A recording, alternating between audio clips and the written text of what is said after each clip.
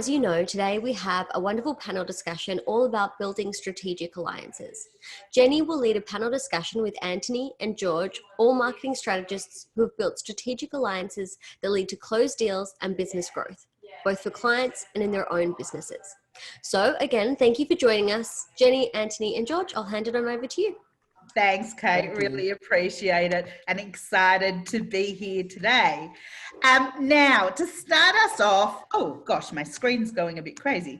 To start us off, I'd like to just start framing the conversation. So start thinking about what even is a strategic alliance. So a lot of people haven't heard that term before. And I'd like to ask you guys, George, do you want to start us off? What is the term strategic alliance? What does that mean to you? Sure. Good question. I think there are different kinds of strategic alliances. Firstly, thanks for having me on the program today. I think at its entry level, a strategic alliance is just an agreement between two people or two companies to collaborate and to do something together.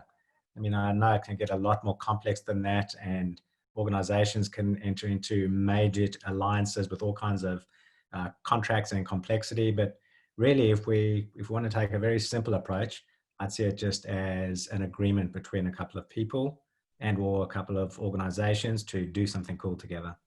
Agree. George, do you have anything to add to that definition? No, I think that's a good one. And I guess the only thing I could really add is about how can you maximize opportunities. I think the strategic piece probably comes in to identify the right people to partner with. And that's got to be based around value set, which sometimes gets overlooked. Very, very important. And obviously be very, very conscious about who you're actually targeting. I think sometimes people get quite exuberant about the size of the market and the opportunity. And I think what really needs to happen is, and where there's most success, is when you can become really, really niche and focused. Get a reputation for something and build on that. We're definitely going to talk about that a little bit further. So strategic alliances are, as the guy said, they're relationships that you get into. It could be two people, it could be two businesses where there's a joint benefit to be had. And I always like to look at strategic alliances as businesses that get into a relationship with each other where generally they don't compete with each other. Sometimes it can happen that they have some competitive elements, but the best strategic alliances I see is where there's a common target market, but no competition at all. They're really, really magic. And the goal is to be able to achieve 1 + 1 = 100, as opposed to each of us trying to bash our way through the trials and tribulations of life, through the trials and tribulations of attracting customers. Now, let me step back a second, because I realized I didn't introduce myself and I didn't introduce my panelists. So let's do that very, very quickly. My name is Jenny Boymal and I am the CEO of Symphony 7, and George and Ant are my co-owners in Symphony 7. So we're really excited to be here bringing you this today. And why are we talking about this topic? Well, it's a real passion for all of us. And I ran a business where my key strategy for growth was building strategic alliances. So I had a training company, I had heaps of relationships in the industry, and they were with industry suppliers. So they were with equipment suppliers and people who did completely different things, but targeted the same market. So we're going to dispel some myths about alliances today and share some examples that hopefully resonate with you and make you think. And do you want to jump on and introduce yourself? Yeah, sure. My name is Antony Gaddie. I feel very fortunate to be the founder of Symphony 7. I've got a long background in technology and in business development and building business, and also in building out entire communities of decision makers, where obviously alliance partnerships have played a very big role. George? Yep. So George Giamadakis, I'm a director of Symphony 7 and obviously work with Ant and Jenny. My background's heading up a marketing function for a large corporate engineering firm, stepped out of that role and into obviously Symphony 7. Partnerships for me in that corporate sense were probably a little bit different to what we're talking about now, but nevertheless, there's a lot of lessons to be learned and looking forward to sharing my experiences and how they've all worked. Awesome. So we're going to talk about strategic alliances now and really kind of think about how do they impact business and how can you think about strategic alliances in different ways to really kind of stretch your thinking and challenge yourself. I'm going to start off by sharing an example, and it's, I think, a pretty cool example of when you get really, really niche, how you can build exceptionally strong strategic alliances, number one, and number two, the competition become irrelevant. And I think that a lot of businesses get really stressed about competitors, and it's hard, you know.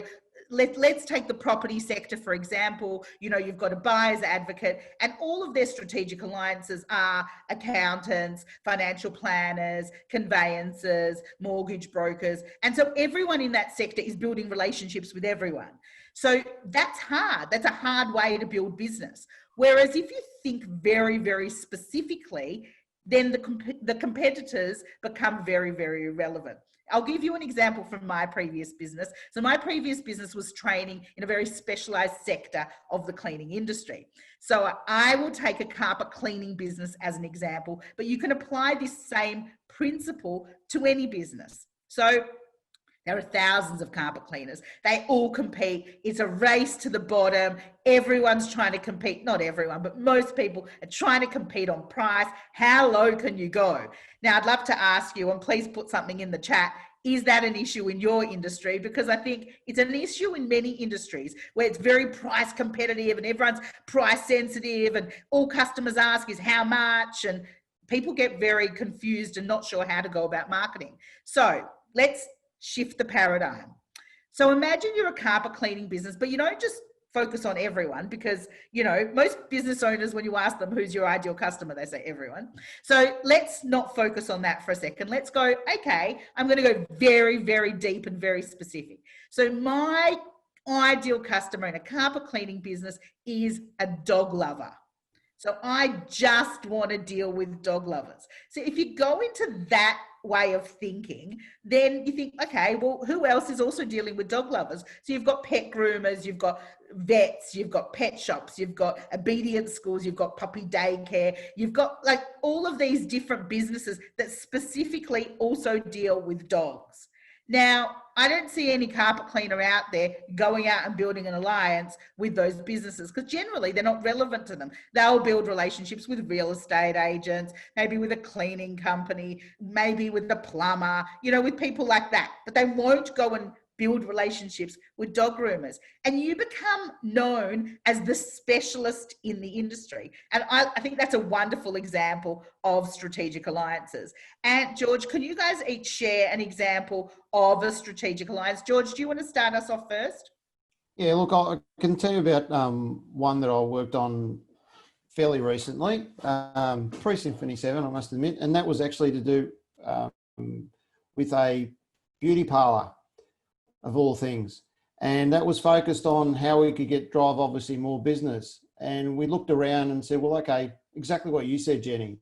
Who else in the strip, if you like, would be servicing or be looking to service similar types of customers? So you've got gyms, you've got hairdressers, you've got the local cafe.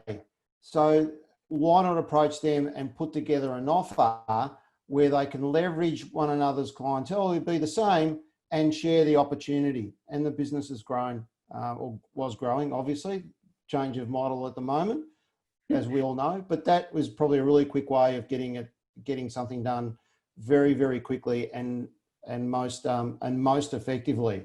The other thing too is because most of these services also have products that they can either sell online or are selling in store. That gives you an opportunity to leverage one another's websites and complement one another. And that was the other option that was looked at and is being utilised as well. So that's just a very simple way. And I think that type of thinking is what's going to drive the change. And the other thing I would say is what's important is look for those relationships and the people that you can connect to and have the same type of thinking. Don't just go into it assuming that people will take it on board, because not everyone will. That's the reality of it. 100%. And we're going to come back to that, because choosing strategic alliance partners is not a simple task. When we're choosing strategic alliance partners, we want to be very, very clear on that. And do you want to share an example? I'm not going to prod you and poke you, but could I got you a good share one. an example from the music world, which I think is a really interesting I was one? hoping you would ask that. Actually, I want to put it out to everyone who's listening. I've got a question, and if no one gets it in the chat section, I'm going to ask the two of you. For everyone who's listening and watching, who would you say is the most famous opera tenor of all time? So think male opera singer and think tenor. What is the biggest name that comes to mind? I can't see the chat box ticking over. 3, 2, 1. I love it. I love it. Sarah Hudson, thank you so much for saying Placido Domingo, because I'm going to come to him shortly. I would probably say that Eni Matani is correct. It's probably Pavarotti. Now, think about Pavarotti for a moment. He actually came from reasonably humble beginnings, and he was discovered, and he grew, and he progressed as an opera singer. And once he became discovered, his career skyrocketed. And he started appearing in opera theaters all over the world, and he became a global favorite, and he toured and traveled, and the sale of his vinyl records went through the roof. And then just when you thought this guy was at the pinnacle of his career, he can't go any further, he's done it, he starts to partner on the humanitarian side with a then fairly young lady from the royal family, Lady Diana. And she persuades him in the direction of humanity and charity and empowerment of other people. And he becomes obsessed with this. And the two of them manage to achieve things that neither one of them could have done alone. And if we bring it back to his singing career, he got to a point where everyone thought, okay, this guy is the king of opera. There is nowhere else to go. And at that point, I don't know whether it was him or his marketing manager or who came up with the idea, but they decided, hang on a sec, why don't we go out and organize a concert with two other tenors who would have been considered his competition. So Jen, you said earlier today, you can collaborate with people as long as there's no competition. But this is such an interesting example, because Placido Domingo and Jose Carreras would have been considered Pavarotti's competition. And the three of them get together and they do a concert together and they bring the house down. And the CEO of the record company was interviewed. And what he said in the interview is, within 2 weeks of that concert, the three tenors, as they became known, became the most popular and famous band in the world. Now, they weren't a band, but he referred to it that way. So you thought Pavarotti was at the top. Then he partners with these two other guys and becomes the three tenors, and he takes it to a whole new level. And not just for himself. I'd suggest he actually took it to a whole new level for all the listeners, because the three of them, I mean, go and watch Pavarotti on Stan. The documentary is still there, and you get goosebumps watching these three guys sing together. And just when you thought that was the end of it, somebody else comes up with an idea. Why don't we form strategic partnerships with a whole lot of other singers who are from the world of rock and the world of show business? So then at that point, they invented Pavarotti and Friends. And my understanding is that they hosted 3 separate concerts over time in Pavarotti's hometown of Medina. And he partnered and formed strategic partnerships with people like Sting and Bryan Adams and Liza Minnelli, and even in the world of opera, Andrea Bocelli, and a whole range of people where, you'd never think that rock and opera go together. But by forming that strategic partnership and by forming those alliances, again, they took everything to a whole new level. Record and CD sales went through the roof again, and they added more value, I believe, to the listeners than anyone else had cared to do before. I love that story, Anne. I love it because it really sings to what strategic alliances are about. What I said before, ultimately you want one plus one to equal 100. Why stop at 100? It can be 1,000. It can be 1,000,000. It can keep growing and growing. And really it's about industries growing, and it's about, changing the paradigms of how things work. And it doesn't have to stop there. Innovation can happen, and by bringing minds together, really anything is possible. I'd like to welcome Frank Wyatt, who has joined us. Frank, hello and welcome. Frank is let's call him one of the specialists of strategic alliances. Frank, do you want to share with us a little bit about what you do? Well, basically, I facilitate conversations between people at a number of different levels. We enable young entrepreneurs and first-generation migrants to actually work together, those two separate groups, in evolving their entrepreneurship and living out their dream of actually owning their own business and being in charge of their own destiny as opposed to an employee of someone else. Now, Frank, can I ask you, you've done some really interesting work in the government sector in bringing together all organisations that typically didn't sit together and talk and really kind of consolidated, you know, priorities and all sorts of things. Can you just tell us a little bit about that? Yeah, there are two primary examples, I suppose, that stand out. The defence industry of Australia is made up of some very large companies, which are global companies called primes, household names like Raytheon, Saab, Lockheed Martin, BAE Systems, etc. These are really big global companies who effectively trade in what I describe as up company, out of country. In other words, they don't trade inside the country, they trade within themselves, up and down this vertical. So then there's a whole lot of SMEs who are micros by comparison with these giants, and they didn't talk to each other. In fact, even the giants didn't talk to each other because they were so competitive with each other. So we were able to, through a bit of deceit and a bit of impostership and a bit of pure gall, we were able to get 4 of those giants around the table for a dinner, which I hosted. And we called that dinner the Defence Industry Strategic Think Tank. In other words, we gave it a sexy name. And then we quietly let everyone else know that the think tank was meeting that night. And within a few days, all of the other 15 quietly rang me and said, Frank, why wasn't I invited to that dinner? You know, this Defence Strategic Think Tank. You know, I should have been there. I'm the CEO of BAE Systems. Well, Jim, you told me you didn't agree with collaborating or strategic alliances with anybody. You weren't interested. Why would I insult you by inviting you? And he said, oh, I didn't really mean like that, you know. So within 2 months, we had all 15 sitting around the table, and they met for 6 years, coming together every second month. And dealing with the big questions that impacted the defence industry in Australia.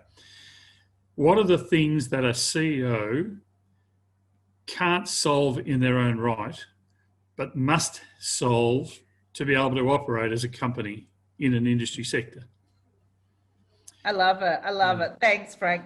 Such an interesting and diverse example of, you know, what we're talking about here today, because there are so many different ways, as we said earlier, that strategic alliances can build and unfold and so forth. So let's just go really back to basics, because I think this is what's really helpful for people. Let's have a look at the real nuts and bolts of it. So you're looking to form a strategic alliance. What are the things that you're looking for? What are the questions that you would ask? Ant, do you want to start us? I could tell in your eyes. Now, just before I answer that question, I happen to know Frank White pretty well, and I think he might be underselling himself when he said he used deceit and collusion. I think, having heard the story now, Frank, that sounds a lot more like smart persuasion and influence. It's called rapport building. Nice. I won't ask why I wasn't invited to that dinner. I didn't know you at the time. So in answer to your question, Jen, what would we look for? How would we go about, what's the recipe behind good strategic alliance building? I'd say for most people in most businesses, the first key question to ask is, who are the clients that I want to do business with? Which sector, which group is it? Is it by title? In other words, do I target all CEOs? Do I target HR directors? Is there a certain size of company? Very specifically, is there a certain industry? Ideally, we encourage people to narrow it down to their top 3 industries. But whichever way you decide to do it, once you become very clear on who you're looking for, the next easy and logical question to ask is, who's already got those relationships? Who's already got clients that match the description of the clients that you're going after?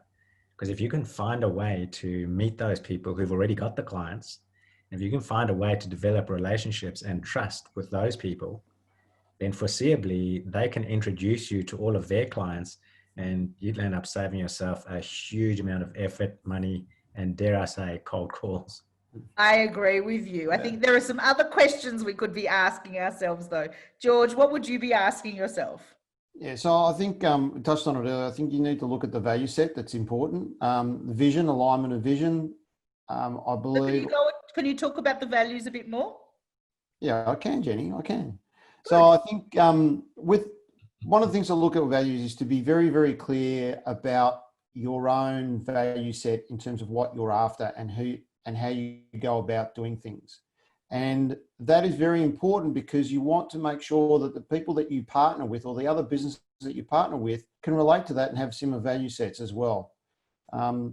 It often gets overlooked, and I know certainly when I think back to my corporate days with some of the other players that were in that space, values were important, but they'll generally put up on a wall as a bit of a logo, just a sign, just something to look pretty. And when that happens, then you can lose your way as a business, and you can lose your way in terms of who you are and who you connect with. I think one of the things that's obvious in this conversation and the way I'd like people to think about it when we're talking about alliances of any type is it's a pathway, and it is the most effective pathway to grow your business. And the reason it's the most effective pathway is effectively what you'll do, whether they're partnerships with business or even whether they're partnerships with customers of yours, they become fans. Right? So they will talk well of you to other people in that sector, which is what Ant was referring to and what Frank touched on earlier as well. And that's what you want. That's where the rubber will hit the road. And that's why it's important that the value set and the visions of the businesses are aligned and make sense to one another. That's how you'll complement one another. I totally agree. And you spoke about choosing a couple of industry sectors and looking at a couple of industry sectors. Depending on the size of the business, and obviously this makes a difference, but I really like to look at what you're really passionate about, because I find if you're really, really interested and really passionate about what you're doing, of course you're going to do better. And then the alignment with other people is really, really easy. So I'll give you an example. Let's go back to the pet lovers. The dog lover example. I love that one.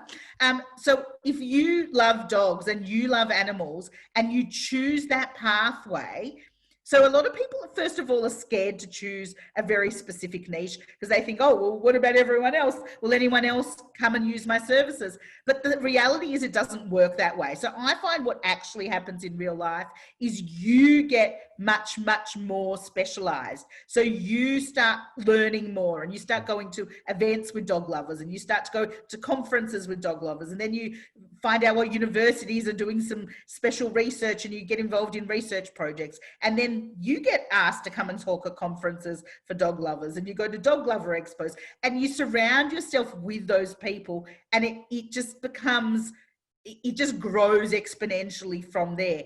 It takes a bit of time to get into it to start with, but there are some very, very clear steps to get you there. So there are kind of two strategies. One option is going broad and choosing different markets, but I find the narrower you go, the ease, the more passionate you are, and you have to choose a market that you're really, really excited about. So I always start by looking at, well, who are my customers that I absolutely love working with? We share common values, as George spoke about. That's so, so important. And we also, they really value the service that we offer and are happy to pay the right price for the service. Because ultimately, I don't want to deal with customers where I have to fight for my $2 or my $5, whatever it is. So I want to deal with people who actually are willing to, and this is what my value system is, so it could be different in your business, but ultimately, I want to deal with people who want to pay premium dollar to deal with me specifically, because they understand that there's more of a match there than there is with anyone else. They're not looking at the competitors. They don't care about the competitors. They're really, really very much focused on dealing with a company who they are aligned with. So I think it's really interesting. So can we just open that conversation? I think Jenny, that's bang on. You know, who's your best salesperson or salespeople? Your customers. Correct. Customers who stick by you, and those strategic alliances. You know, they're your fan club. That's why you've got to look after them, and that's why you've got to build it. And the way that you do that is, and you're exactly right, is be very, very specific, build that niche, because that's where you build a reputation. You get a reputation because you're very good at something. You don't necessarily build a great reputation if you try and be great at everything. So can I hear from the other two of you? What do you think, Frank? To niche or not to niche? It all depends on the intent at the end of the day. For example, I would disagree with a great deal of what has just been said. Oh my golly. Oh no, not you, Frank. It wouldn't be Frank if you didn't say that.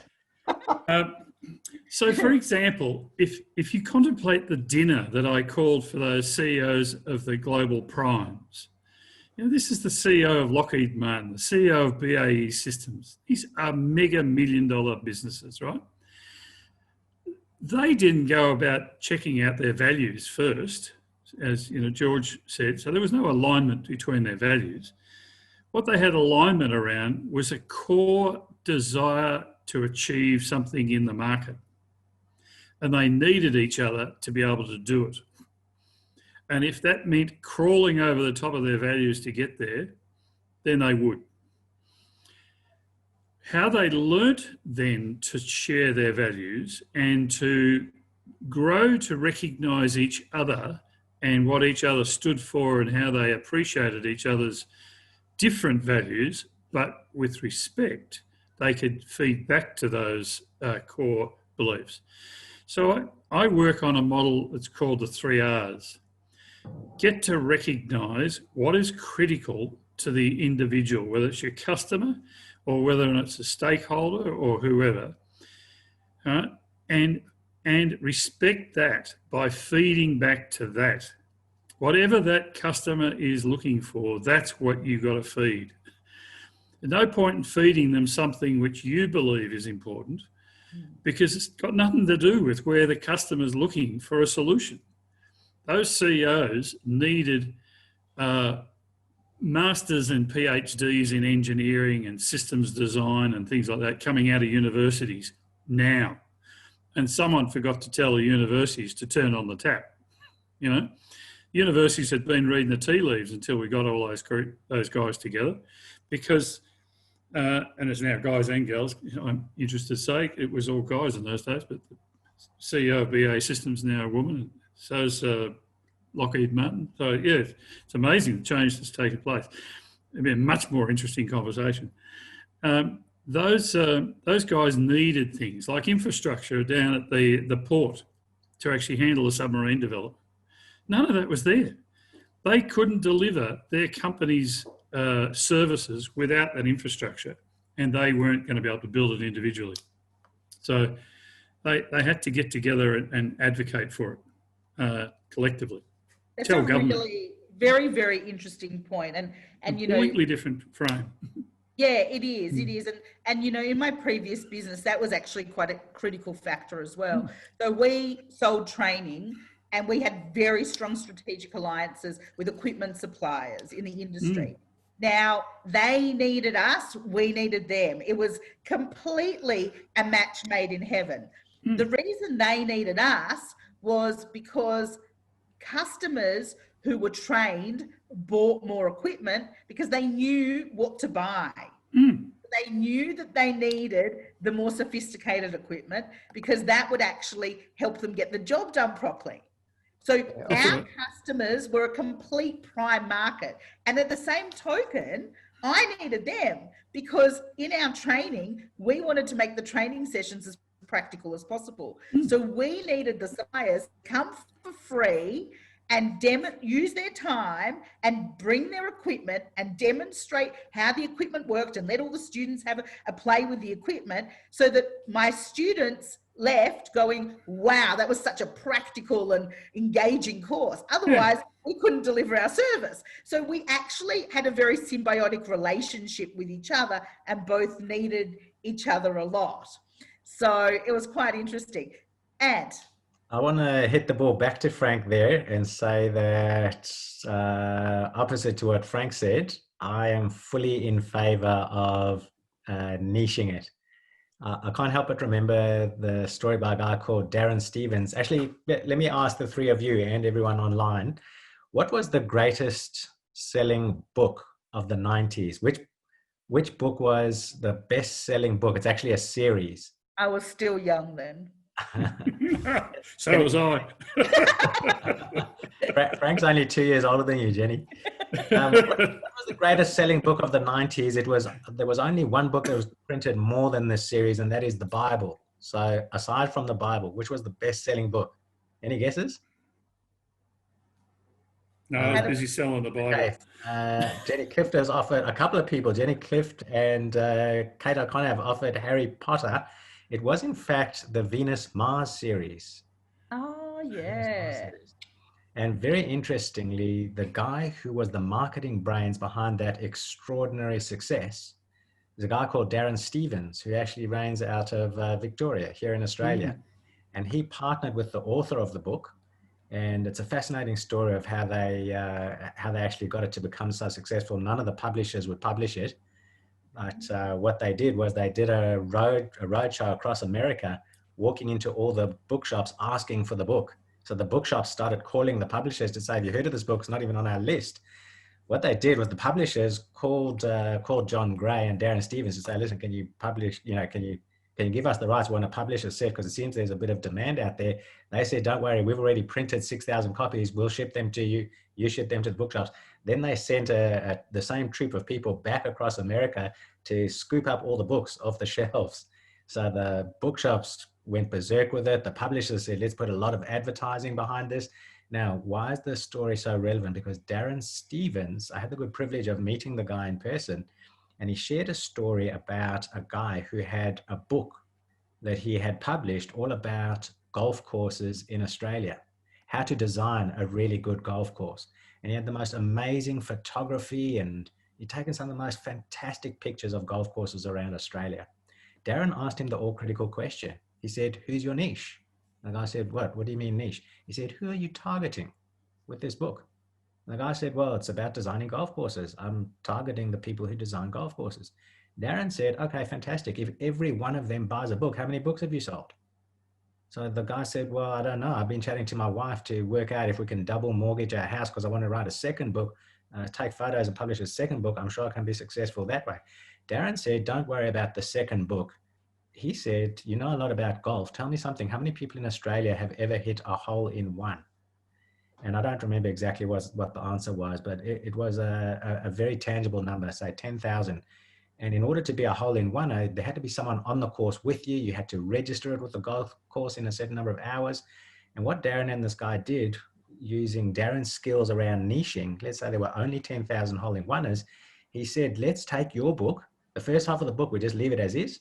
The second half of the book, we're just going to print the names one at a time in alphabetical order of all the people who have hit a hole-in-one. Guess what? The book was a bestseller before it got published. Why? Because people were ordering 5, 10, and 15 copies of the book. One for me and one to show off to my uncle over here and one to show off to my friends. So the book was a bestseller. Now, do you think they stopped there? Definitely not. They put branding on the book, the hole-in-one club. And then they started to sell the hat, the cap with the emblem. And every hole-in-oneer just about bought the cap. And then the shirt, then the pants, then the socks, then the golf bag. And all of that came from, I'll take it back to what you said, Jen, going an inch wide and a mile deep. Narrowed it down to the hole-in-oneers club. And then they went after every hole-in-one person in Australia, and they made absolute millions.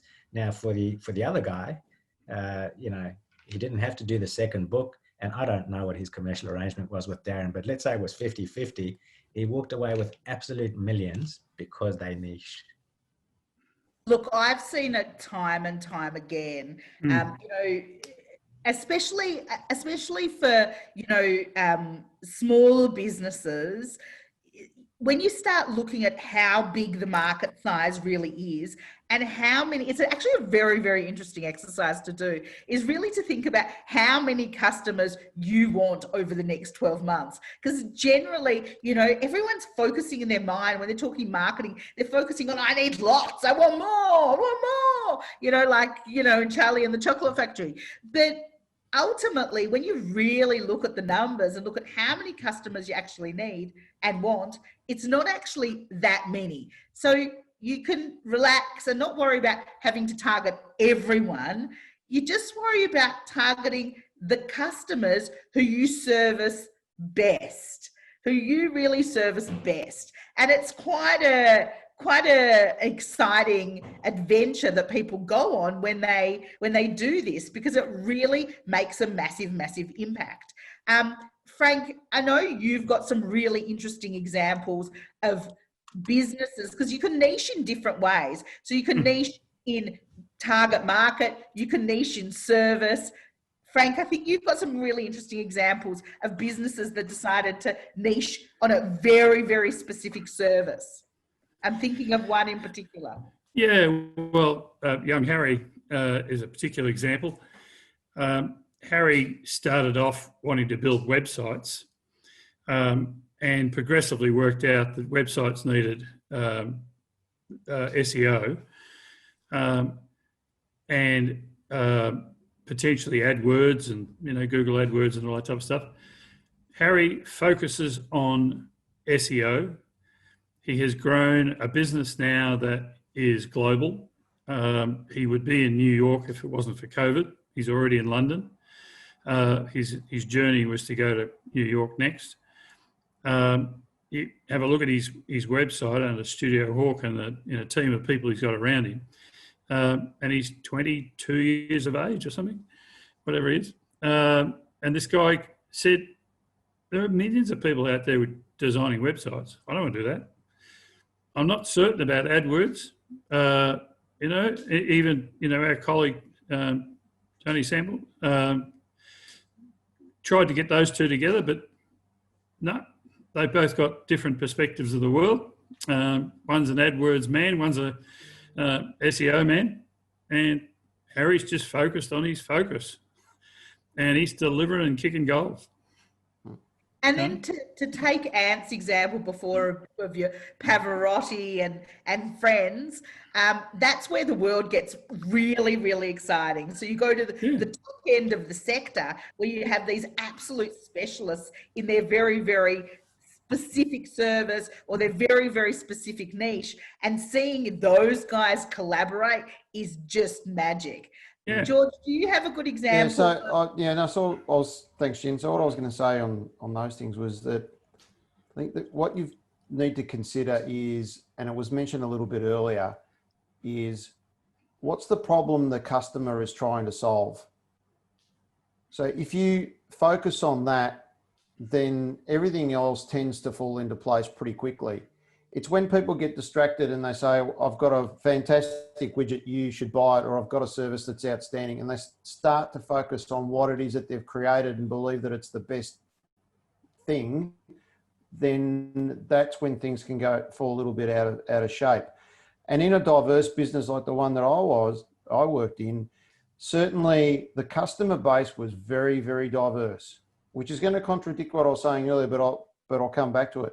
So it was anyone from an electrical contractor who would come in and handle a domestic job, right up to someone who's chief engineer at BAE or at Woodside Petroleum, very large organisations, and everything in between.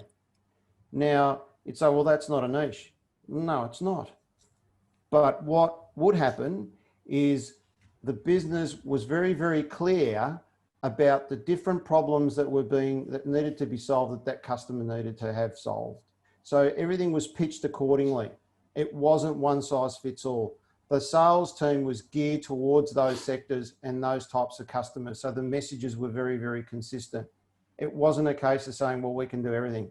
As far as the end customer saw, what they saw was an organisation that was focused on them. And that talked about partnerships, talked about innovation, it talked about teamwork, talked about cooperation, collaborate, those types of things, which are the value sets.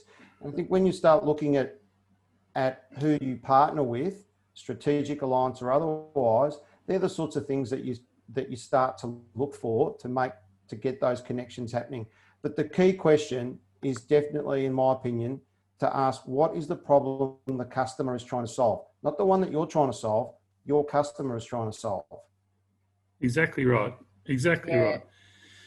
And I don't care whether or not that's a customer relationship or a household relationship. Yeah. You know, if you're in a relationship with a partner, you better understand what is important to that partner, and deliver to that need, because that's what We might leave it there, Frank. no, that kicks goals in your relationship. No, I agree with you. I really agree with you. It's as simple as that. Yeah. Look, I'll share just a really quick example. So late last year, I had to take care of a roof, roof repair. So short story, got some people in, came with ridiculous quotes. Another person came in, another organisation came in a lot cheaper. I said, okay, there's something suspicious here. A lot cheaper. Anyway, he spoke to me and said, this is why it's cheaper. We're not going to be doing a certain point, which you don't need. I researched it. He was right. But what got me over the line wasn't, the price got me intrigued, but the price wasn't what got me over the line. What he said to me was, George, you're not repairing a roof. You're making sure that you protect the people that live in it and all your equipment, because if your roof collapses or if you get damaged, you're going to be in trouble. So he understood the job that I was trying to have fixed was security and safety and insurance for basically the stuff that sits under the roof. It wasn't the roof itself. And that was what got me over the line. Whereas everybody, the other two that came in were all about the roof. We can do this and we can do that and we can repair it and you'll pay premium price for it. And did you want to share something? I was just thinking, it came to mind for me that we've been talking a lot about partnerships and strategic alliances for the sake of growth. But quite often a strategic alliance can allow you to do something or to build something that wouldn't be achievable by yourself. Yeah. So when I think about some of the examples that come to mind, I mean, I hope nobody minds. It's almost a controversial question, a partnership between Symphony 7 and even the team at Victory. Some people might say, well, why would you partner? Symphony 7 is building a community. Victory Lounge is building a community. Aren't you guys competitors? But I think the answer to that is absolutely no, because we're not trying to build a physical space. We're not trying to build a lounge. We're building a community. And in my opinion, if we work together with Victory Lounge, we can possibly build something better for everybody that we couldn't build by ourselves. So why not collaborate? Why not form a strategic partnership there?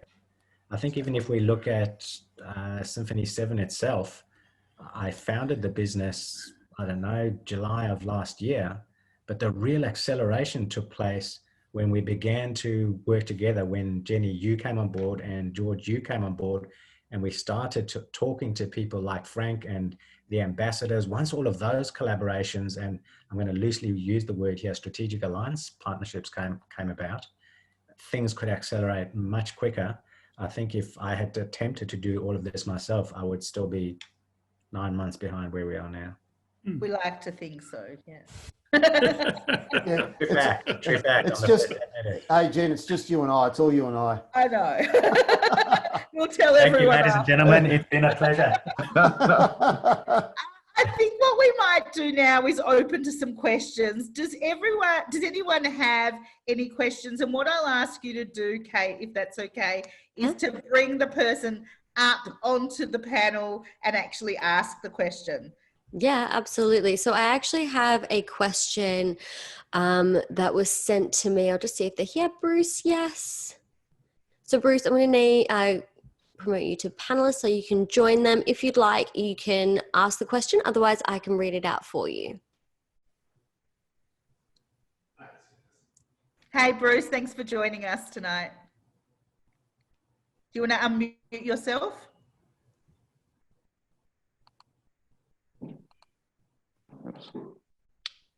Hi. Hi, Bruce. How you doing? Yeah, good, thanks. Bruce.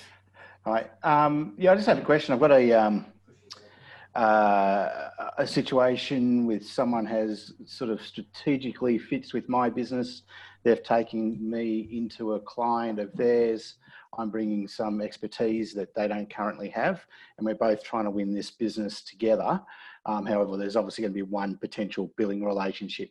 So I'm just interested in how you structure the agreement between two of us before we sign the contract with the organisation to deliver the services. Ant, do you want to go for it? Yeah, sure. Thanks for the question, Bruce. Potentially, you could agree between the two of you who's doing what. I think one thing to discuss and to highlight and to agree before you go ahead is exactly as you've highlighted, who actually owns the customer relationship. In many cases, it's the person who brought the customer to the table. It's not necessarily a rule of thumb, but it could be a way for you to go. And then ideally you'd want to document, doesn't need to be a 60-page agreement. It could be a 1-page set of dot points. What are you going to do? What am I going to do? What is each one of us responsible for? And what's the end outcome that we're going to produce for the client? And depending on how you front into the client, one of the key questions is who will actually have the relationship? So will the other party be the front end and you're in the back end, or do they need to take you into meetings with the client? Those kinds of things, ideally you'd want to discuss and agree before you go ahead. Because what I find is, even if it's a good mate that you're doing this with, if you do that 1-pager or that 2-pager, it just creates clarity, which then means you don't land up applying pressure on the friendship, or there's no confusion for you or the other party and or for the client. I think understanding the communication pathways is really important in clarifying that. So who's communicating with the client? Are you both communicating? If there's a problem, is there a timeline? So when you're working, obviously, the more people involved in a project, the more, I suppose, streamlined and organized the project management needs to be. So to me, it's about the communication and how are you going in as a united front, or does the customer know that there are two of you and two separate companies? So, you've got to kind of get those things worked out. I think it's also, I think, good to work out, well, what are the things that could go wrong? So, I had a business coach years ago and he asked some really, really great questions. And those were, what don't I know and what can't I see? And I think they're two really good questions to be asking yourself with the other person, and really talking about how do you go about project delivery, how do they go about project delivery, and use it as an opportunity to learn and grow. And then, for me, it's kind of like a pilot, and then you go, okay, well, should we go after more projects like this? Let's get the first one and get this all smoothed out, and then see what happens there. And also, what are the critical points that you need to inform each other about? Like, there are things that can go wrong when you're dealing with a project. So what should you tell the other person along the way? Can I just clarify then on the, say, 1-pager, would you make it a formal thing, like a structured MOU type one pager, or just an email saying, you know, these are the dot points and how we're going to do it? So it's so funny. I remember asking this question of a gentleman by the name Larry Kesselman, who owns 17 companies and 51% of the NBL. In fact, I asked it to him slightly differently. I said, do you do it just on a handshake, or do you formalize the agreement? And he said, you first do it on a handshake, and then you always formalize the agreement. Mm. His suggestion was, you know, in your case, you're saying put it in an email. I think an email up and down can help to create the clarity. But once you've got the clarity, I would suggest put it in a proper agreement and sign it. Ideally, you're never going to land up in court, and that's not the purpose. I think the purpose is more to create the clarity and to formalize the clarity. I think it also depends on how big the project is. So there might be a part one that you might even divide the project into sections, or, you know, there are so many ways of going about it. But if it's not a huge project, then I think an email can suffice. It depends on, you know, how much money we're talking and how big it is. Now, we do have a panelist who accidentally became a panelist, Mr. Matt Murray. I know you have something to add to this conversation, because you always do. Can you just unmute yourself, show us your face, and say something clever?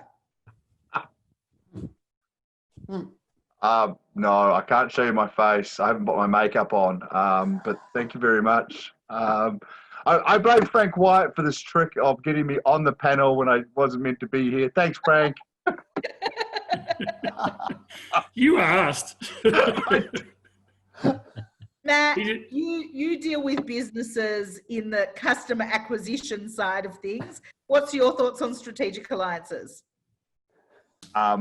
They work if they're aligned. Like I see so many people not wanting to work with one another because I'm a coach and you're a coach, or I'm this and I'm that. That doesn't mean anything. You can actually work with great collaboration if you actually have similar mindset, but different customers. I deal with people that target on CEOs. I got people that target on the mid-market and SME. They can share a lot of that business because people come to them. There's even businesses when you first start, you're small, you start growing, and then you get to a mid-sized deal. The smaller business is costing you money. Find a partner to take that over. You know, they'll take that with you. You can take a percentage of their business. I've done that with 2 or 3 clients. They then have happier customers, and they have a cash flow that they don't have to worry about anymore. So I think when we're talking strategic alliances, a joint venture and then an acquisition is kind of at the other extreme of it. That, you know, that beginning phase is, you know, let's do a joint event, or I might refer a customer to you, you might refer a customer to me. So that's kind of the beginning stage. And then to me, there's a whole spectrum of what a strategic alliance can look like all along the spectrum, which is, you know, as Frank spoke about, which is really collaborating on ideas and collaborating on innovation, to collaborating on customer opportunities, to, as Bruce spoke about, actually doing a project together. So there are all different levels of that. Kate, are there any other questions? There are none. We do have time for one more. So if anyone does have a question, please raise your hand and I'll put you on the panel. Otherwise, Jenny, do you want to let everyone know where they can find you? Sure. Well, LinkedIn is a great place. We're all on LinkedIn. Otherwise, you can go to the Symphony 7 website, which is Symphony, the word Symphony and the number 7.earth. And you can find us there. We're a business community that is all about using profit as a force for good. We run all sorts of different events and training to help our members close deals and be able to, you know, look at contributing to causes that they're really passionate about. So, so we do lots of interesting things, work with lots of people who are passionate about sustainability. We just recently ran a sustainability forum, and really passionate about any causes. We're agnostic, cause agnostic. Ultimately, we're passionate about making the world a better place and impacting humanity. Kate, Beautiful. we do have one thing that we do like to do at the end of our events. Yes, I do have one. It looks like I have one question. You guys happy? We might go a couple of minutes over, but as long as you guys are happy to take this last question. All right, wonderful. So Jennifer's coming onto the panel now.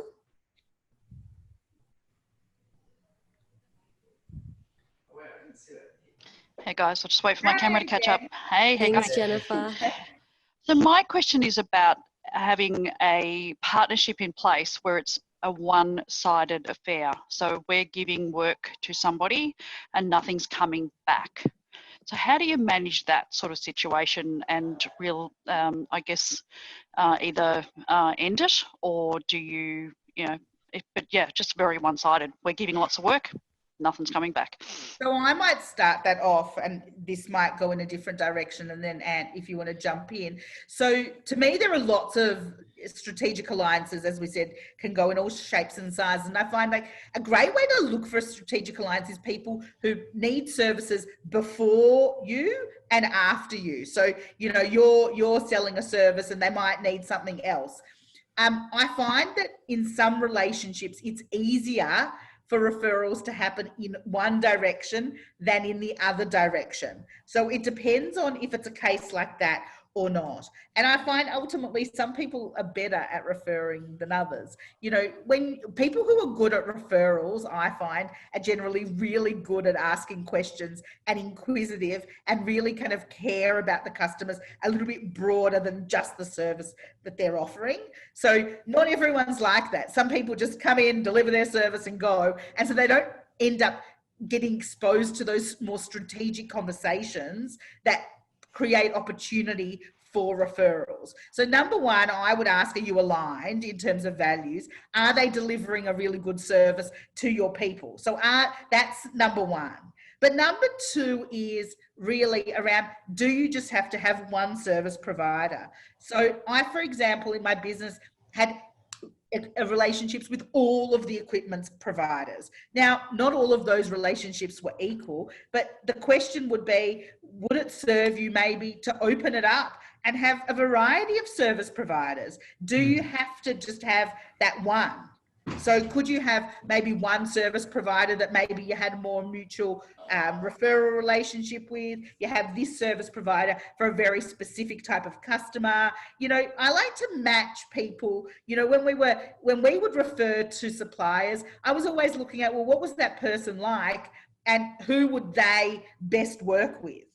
So to me, it was all very customer focused. I don't know, guys, if anyone has anything to add to that. I think it's all about clarifying your expectations right up front. You obviously have a sense of disappointment that this other party isn't reciprocating in some way. That might be because they either don't have the capacity, they don't see that it's important, and they're just self-interested and the like. And it's Jenny, actually busy being busy. He's so busy being busy that he doesn't have time to I guess, ask for those referrals and push work back. So then maybe it's a matter of sitting down with that person and clarifying what your expectations are. That here we are, these are the case studies of what we've offered you. These are the benefits you've got out of that. We'd like some reciprocity. Give that a little while. If it doesn't work, go and find someone else to build up a relationship with and progressively filter that person off your books. I think also, Frank, I would add to that in saying, some people need a bit more support. Some people naturally are good at strategic alliances and some people are not. So I find that if the relationship is really, if it's feeding you in some way, I would maybe say, how about if you set up a regular time, so maybe once a month, depending on the relationship, where you actually meet with them and say, okay, let's bring some opportunities to the table. So sometimes you've got to a little bit create that environment to allow those collaborations to take place, because it doesn't come naturally to everyone. So I kind of, you need to sometimes train people, and someone's got to take the lead on these strategic alliances, because if both people are not good at building those relationships and making fruit out of them, then they just die. It happens so often. You go to an event, you meet someone, there's fireworks, everyone loves each other, there's such an awesome opportunity and no one calls each other back. So to me, someone's got to drive it, and sometimes just by putting that regular time in the diary and then saying, okay, well, what will we do? So if you drive it and you say, okay, well, what are we going to do for that next meeting? Then that's enough just to kind of bully them in a really nice way to do it. Yep. Yeah, Frank's What point I would around add to that, yeah, sorry. I think Frank's point around expectations is spot on, and it's like, you know, the other way I look at it is be very clear about what success looks like for each person or each party.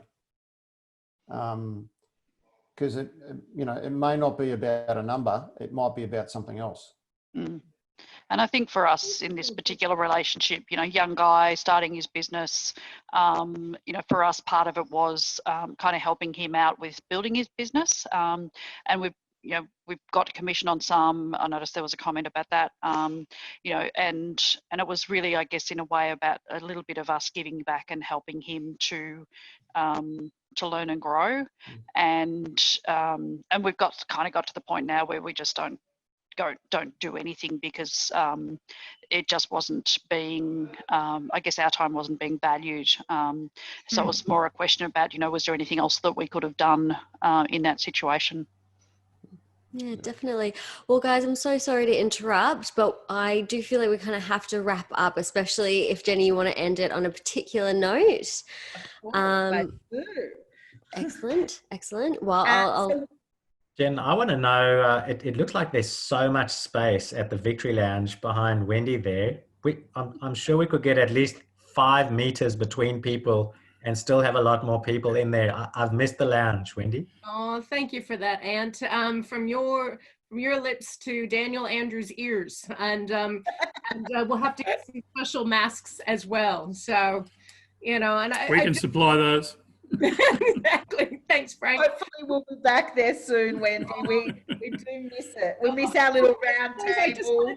One of the things I wanted to add, and I know that Kate's on the clock and we're mindful of everybody's time, but you know, so much of what you guys were talking about does resonate, and you know, and this is what you know, Victory does. We do these types of things because it is about giving to a greater community, and it's helping people solve problems. And there's so many different like-minded customers or organizations out there that service our customer, and that's what, you know, ultimately all of us are trying to do, and especially during these times. And you know, I do fall in the category of niching.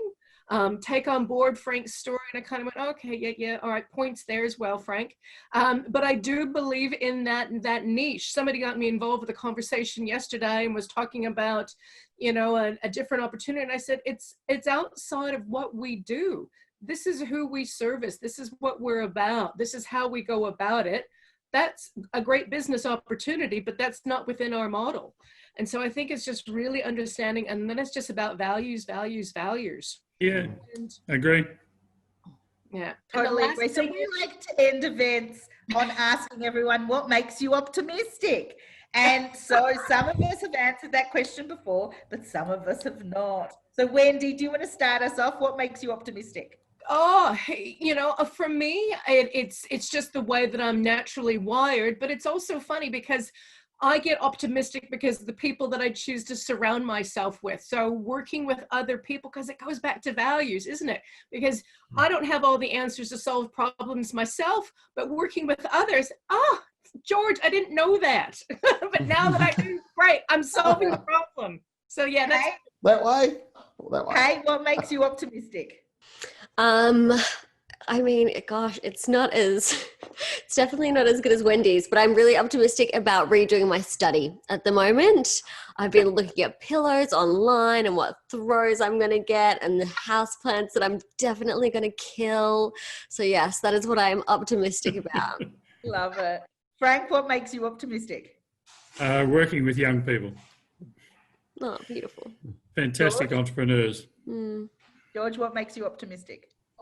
For me, it's the fact that people are talking about what makes them optimistic, because then that talks about mindset and shifting to be positive and looking forward rather than looking back. And what makes you optimistic? I'd say that an astonishing new normal just got accelerated. Yeah.